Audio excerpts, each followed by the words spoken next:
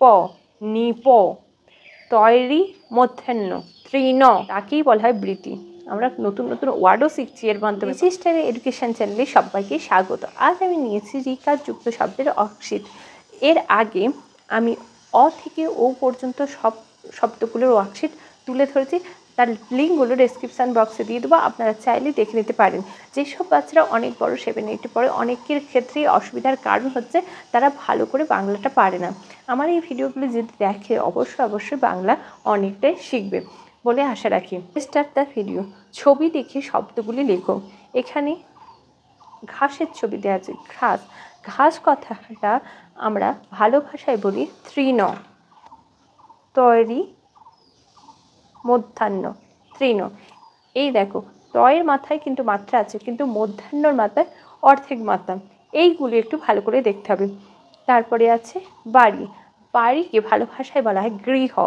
গয়রি হ, গৃহ হ।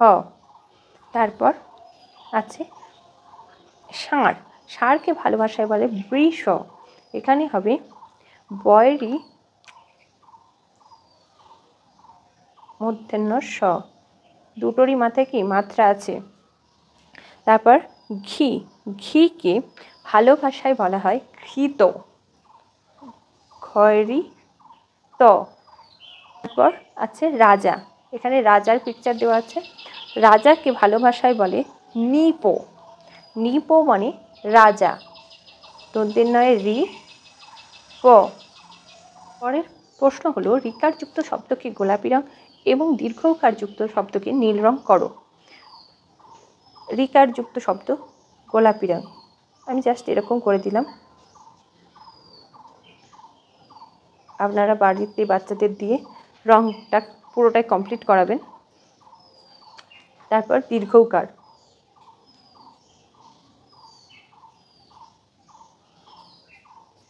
এই রং করার মাধ্যমে বাচ্চাদের মধ্যে কোনটা কি কার চিহ্ন সেটার মধ্যে কনফিউশনটা দূর হয়, আর বাচ্চারা মজাও পায়। তারপরে আছে 3 নম্বর প্রশ্ন হলো সঠিক শব্দ গঠন করো। এখানে ড্যাশ পূরণ আছে আর শূন্যস্থান দেওয়া আছে।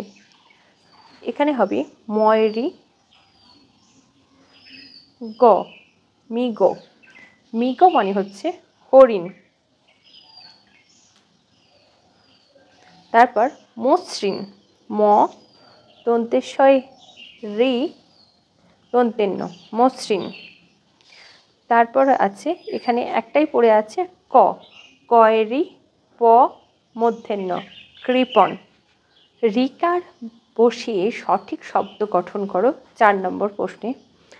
আচ্ছা, রিকার বসিয়ে এর পড়ার একটু নিয়ম আছে রিকারের, সেটাই আমি বোঝাবার জন্য এটা ওয়ার্কশিটটা রেখেছি। যেমন ঘয়রি ত ঘিত, কয়রি স কৃষ, ময়রি গ মিগ, দন্তের নয়রি প নিপ, তয়রি মধ্যাহ্ন তৃণ, কয়রি প ন কৃপণ। বাচ্চাদের পরস্পর সবাই এইভাবে পড়াতে হবে, দুটো করে সাউন্ড উচ্চারিত হবে। যখন 3টে সাউন্ড আছে, তখন কয়রি প মধ্যাহ্ন কৃপণ 3টে করে সাউন্ড হবে। 5 নম্বরে আছে সঠিক বর্ণটি লেখো। আ ড্যাশ ত হবে আবৃত। আ পয়রি ত। পয়রি মধ্যাহ্নস্য বিষ। বিষ মানে ষাঁড়।